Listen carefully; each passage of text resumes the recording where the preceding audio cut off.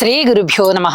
శ్రీమాత్రే నమః. మా ప్రేక్షకులందరికీ విశ్వావసు నామ శుభాకాంక్షలు తెలియజేస్తూ రాశి ఫలితాలు ఈ సంవత్సరం అంతా ఎలా ఉండబోతోంది, ఏ రాసుల వారికి ఏ విధమైనటువంటి ఫలితాలు ఉండబోతున్నాయి అనేటటువంటి అంశాలన్నీ ఇప్పుడు తెలియచెప్పుకుందాము.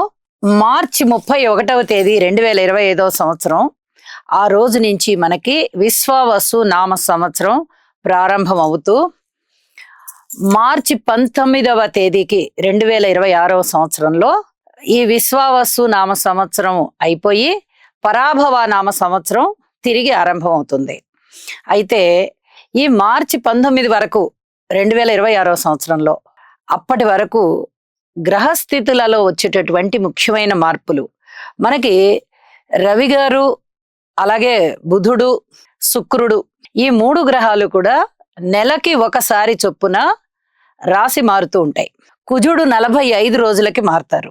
రాహుకేతువులు 1.5 సంవత్సరానికి ఒక్కసారి రాశి మారుతారు.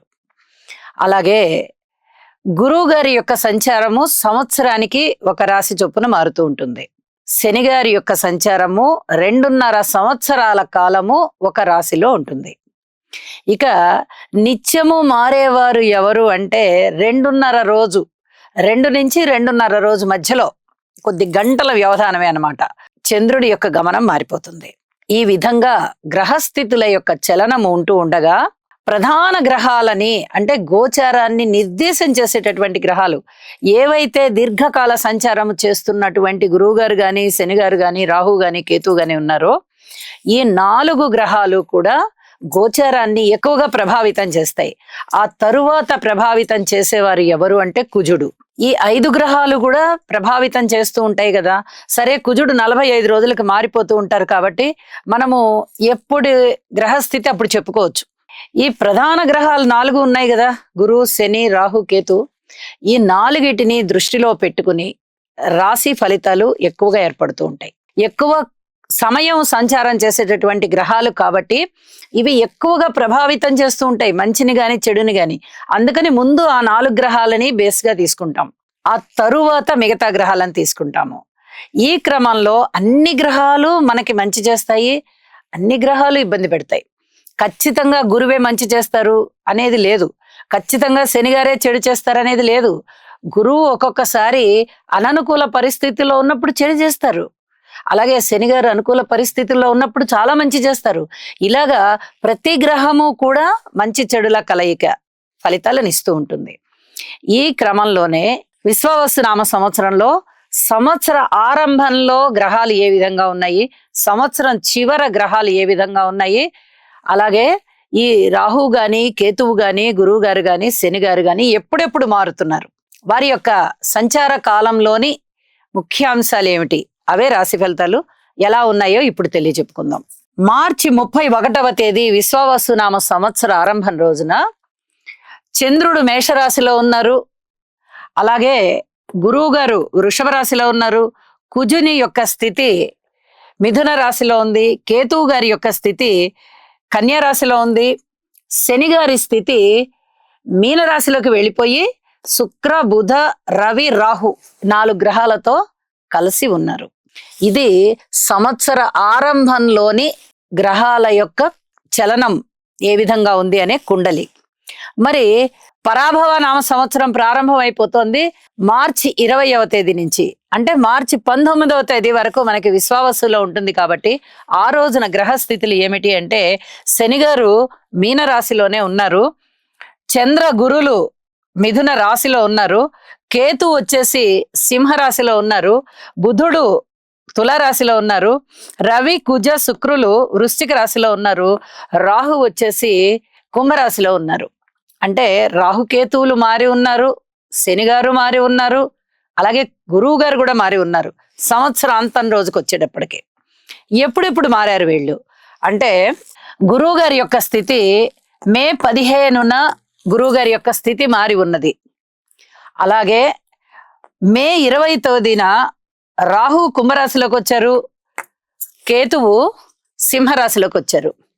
ఇక అక్టోబర్ 19వ తేదీన గురువు గారు అతిచారంతో 1 సంవత్సర కాలం పాటు రాశిలో సంచరించవలసినటువంటి గురువు గారు మనకి మిథున రాశిలో సంవత్సర కాలం అవ్వకుండానే మే 15 నుంచి అక్టోబర్ 19, అంటే కేవలం నిండుగా 5 నెలలు కాలం అయ్యేటప్పటికి అతిచారం అంటాం దాన్ని.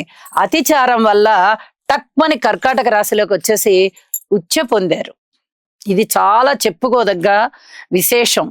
ఈ గ్రహ ఫలితాలన్నింట్లలోనూ గురువు గారి మార్పు అతిచారం వల్ల ఉచ్చలోకి రావడం అనేది చాలా గొప్ప మార్పు అన్నమాట. ఇటువంటి మార్పు 5 నెలలకే జరిగింది. సంవత్సర కాలం నడవవలసినటువంటి గురువు గారు 5 నెలల కాలానికే అతిచారంతో వచ్చేసి తిరిగి మళ్ళీ వక్రించారు. వక్రించి ఎప్పుడు వెళ్ళారంటే డిసెంబర్ 6వ తేదీన, అంటే ఇంచుమించుగా ఒక నెల 15 రోజుల కాలం అనుకుందాం. నెల 15 రోజుల కాలానికి మళ్ళీ వక్ర గమనంతో మిథున రాశిలోకి వెళ్ళిపోయారు. ఇక్కడ దగ్గర నుంచి మార్చి 19వ తేదీ వరకు, అంటే విశ్వావసు నామ సంవత్సర చివరి రోజు వరకు కూడా అదే రాశిలో ఉన్నారు. గ్రహస్థితులలో వచ్చిన మార్పులు ఈ విధంగా ఉండగా ఇక ఏ రాశి వారికి ఎలాంటి ఫలితాలు ఉంటాయి అనేది ఇప్పుడు తెలియచెప్పుకుందాము. మిథున రాశి వారికి ఇప్పటి వరకు వాళ్ళు ఎన్ని ఇబ్బందులు పడ్డారో మనం ఇక్కడ గ్రహస్థితులు చూస్తేనే అర్థమవుతోంది. రాహు గారి యొక్క స్థితి గాని, శని గారి యొక్క స్థితి గాని, కేతువు యొక్క స్థితి గాని, గురువు గారి యొక్క స్థితి గాని అంత శుభకరంగా కనిపించబోవడం లేదు. మరి ఈ విశ్వావసు నామ ప్రారంభ సంవత్సరం నుంచి అతి కొద్ది కాలం, ఒక నెల రోజులు గట్టిగా మాట్లాడితే ఈ నెల రోజుల కాలంలో వచ్చేటటువంటి మార్పులు గురువు గారి రాశిలోకి వచ్చేసారు. అలాగే రాహు గారి యొక్క సంచారము 9వ స్థానంలోకి వెళ్ళిపోయి కేతువు గారి యొక్క సంచారము 3య స్థానంలోకి వచ్చింది. ఇక గురుకేతువుల బలము ఎంత అద్భుతంగా ఉంది అంటే అంత అద్భుతంగా ఉంది. ఇంకొక విషయం కూడా మనం చెప్పుకోవాలి. శని గారి యొక్క స్థితి దశమంలో అంత పెద్దగా ఇబ్బంది పెట్టదు, అంటే చాలా ఇబ్బంది పెట్టేస్తోంది అనేటటువంటి ఫలితం ఉండదు. కొద్దిగా ఇబ్బందికరంగా ఫలితాలు ఇస్తూ ఉంటారు. ఇది చెప్పదగినటువంటి సూచన. అయితే ఇన్నాళ్ళు రాహు గారు ఇచ్చారు కాబట్టి దశమంలో, ఇప్పుడు శని గారు ఇస్తున్నారు, అంతే తేడా. కాకపోతే చిన్న మార్పు ఏమిటంటే శని గారు ఇప్పుడు 9వ నుంచి దశమంలోకి వెళ్ళారు, రాహు ఇప్పుడు దశమంలో నుంచి 9వంలోకి వచ్చారు. మళ్ళీ వాళ్ళిద్దరు ఇచ్చే ఫలితాలు ఇచ్చేవే. అయితే రాహు కన్నా కూడా శని గారు కొంచెం అలా ఊపిరి పీల్చుకోవడానికి అన్నట్టుగా ఉంటుంది, అంతకన్నా పెద్దగా తేడా ఏమి ఉండదు. కానీ గురుబలము ఎంత అత్యద్భుతంగా పెరిగిపోతోంది వీరికి అంటే, రాశిలోకి వచ్చినటువంటి గురువు గారు ఎన్ని అద్భుతాలు ఇస్తారంటే, ఇప్పటి వరకు వీళ్ళు కోల్పోయినవి, ఒక గృహం కావాలంటే గృహం వస్తుంది, వివాహం కాని వారికి వివాహాలు అవుతాయి, బంధుమిత్రుల వివాహాలకి వీరు పెద్దరికం వహించాలి అంటే వహిస్తారు. ఎవరికైనా పేద పిల్లలకి వివాహం చెయ్యాలి అనుకుని వీరు సంకల్పించుకుంటే వారి వివాహం వీరు దగ్గరుండి చేస్తారు, ఖర్చులన్నీ భరించగలుగుతారు, ఒక పెళ్లి పెద్దగా ఉంటారు, సంబంధం నిశ్చయం చేస్తారు. అంత అద్భుతమైనటువంటి కార్యక్రమాలు చేయిస్తారు. అలాగే గురువు గారి యొక్క అతిచారం వల్ల ఉచ్చలోకి వచ్చేశారు అక్టోబర్ 19, 2025. ఇంకా 2వ స్థానంలో గురువు గారి ఉచ్చ అంటే అద్భుతమైనటువంటి సంతానము, అలాగే అద్భుతమైనటువంటి కుటుంబంలో కూడా అధిక శాతం వృద్ధిలోకి వస్తారు. అధిక శాతం కుటుంబ సభ్యులందరికీ మంచి ఆదాయం ఏర్పడుతుంది, కీర్తి ప్రతిష్టలు ఏర్పడతాయి. అలాగే వ్యాపార విస్తరణ జరుగుతుంది, కుటుంబ విస్తరణ జరుగుతుంది. ఇతరత్ర ఆత్మీయులు అందరూ చాలా చాలా చేరువవుతారు. వీరి మాటకి విలువ పెరుగుతుంది. అనేక విధాలుగా వీరి యొక్క సంపదలు పెరిగిపోతాయి. సంతానం పిత్ర అర్జితం, అలాగే పితృవర్గము, మాతృవర్గము, అన్నదమ్ముల సహాయ సహకారాలు, భార్యాభర్తల రీత్యా అనుబంధము, ఇవన్నీ కూడా అసలు చాలా చాలా సంతోషంగా ఉన్నాము మనము అనేటట్టుగా మిథున రాశి వారు ఉంటారు. ఇప్పటి వరకు మిథున రాశి వారు ఎటువంటి ఇబ్బందుల్ని ఎదుర్కొన్నారో ఆ ఇబ్బందులన్నీ కూడా డబల్ మంచి ఫలితాలను ఇస్తాయి, అంత శుభ ఫలితాలు. రాశిలో గురువు గారి యొక్క సంచారము గాని, 2వ స్థానమైన ఉచ్చస్థానము కర్కాటక రాశిలో గురువు గారి సంచారము గాని చెప్పనలవి కాని శుభ ఫలితాలు. వీటితో పాటుగా ఇక మిథున రాశిలో ఆదాయ వ్యయాలు ఎలా ఉన్నాయి అంటే 14, 2, 4, 3 అసలు మాటలా అండి. 14 ఆదాయం అంటే వచ్చిన డబ్బులు వచ్చినట్టు దాచిపెట్టుకుంటున్నారు వీళ్ళు. అలాగే ఆదాయం పెరుగుతోంది. మరి ఖర్చులు చూస్తే ఖర్చులు చాలా చాలా తక్కువగా ఉన్నాయి. మినిమం ఏదో కొద్దిగా ఖర్చు పెట్టాలి కాబట్టి ఖర్చు పెట్టాలి అన్నట్టు ఉంది తప్ప వచ్చిన డబ్బులు వచ్చినట్టుగా బ్యాంక్ బ్యాలెన్స్ పెరిగిపోతుంది. ఇంట్లో బీరువాలు ఉన్నట్టయితే ఖచ్చితంగా డబ్బుతో నింపుకోవచ్చు. అంత అద్భుతమైన కాలం అని చెప్పొచ్చు. మరి కీర్తి ప్రతిష్టల విషయంలో ఊరికే వస్తాయా కీర్తి ప్రతిష్టలు? గురువు గారు రాశిలో ఉన్నంత మాత్రాన కీర్తి ప్రతిష్టలు వచ్చేస్తాయా అంటే వస్తాయి. ఏ విధంగా వస్తాయి? వీరు 10 మందికి సహాయపడతారు. మంచి మనుషులు, చేదోడు వాదోడుగా ఉన్నారు. ప్రతి దానికి మమ్మల్ని కనిపెట్టుకొని మమ్మల్ని కష్టంలో మాకు ఆదుకుంటున్నారు అనేటటువంటి పేరు ప్రఖ్యాతులు వీళ్ళకి వస్తాయి. అంటే వీళ్ళది ఎంత జాలిగుండె, వీళ్ళు ఎంత మంచి మనుషులు, అటువంటి మంచి మనుషులు అనేటటువంటి ఈ మిథున రాశి వారందరికీ కూడా అత్యద్భుతమైన కాలంగా తెలియచెప్పచ్చు. ఇక కేతువు గారి యొక్క సంచారము సంవత్సరం చివరి వరకు ఉంది. మార్చి 19వ తారీఖు 2026వ సంవత్సరంలో పరాభవ నామ సంవత్సరం వచ్చేంత వరకు. ఇక గురువు గారి యొక్క స్థితి కూడా రాశిలోనే ఉన్న కారణం చేత చాలా అద్భుతమైన విజయాలు వీరు అందుకుంటారు. భార్యాభర్తల అన్యోన్యత ఉంటుంది. సంతానం అభివృద్ధి చెందుతారు. పితృవర్గ రీత్యా బాగుంటుంది.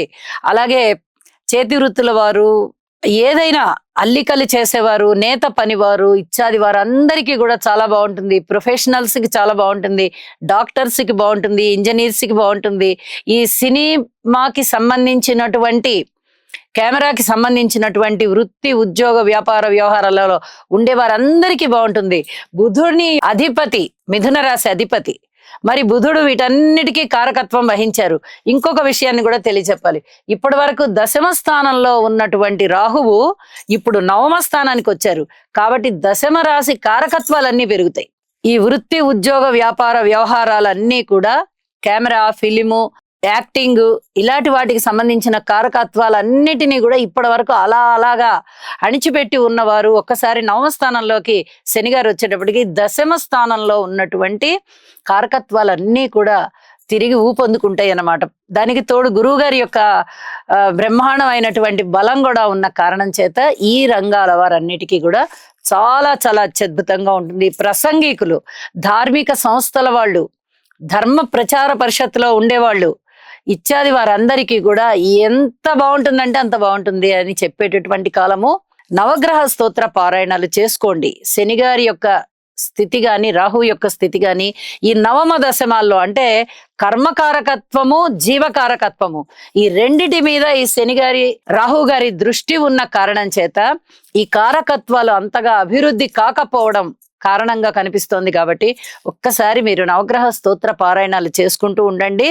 మీకు ఈ అద్భుతమైన గురుగ్రహ సంచార బలము విశేషం చేత చాలా చాలా మంచి అభివృద్ధిలో ఉంటారు అని చెప్పి తెలియజేస్తూ అన్ని వర్గాల వారికి కూడా చాలా అభినందించదగ్గ కాలము, అదృష్టవంతమైన కాలము అని చెప్పి తెలియజేస్తూ శుభం.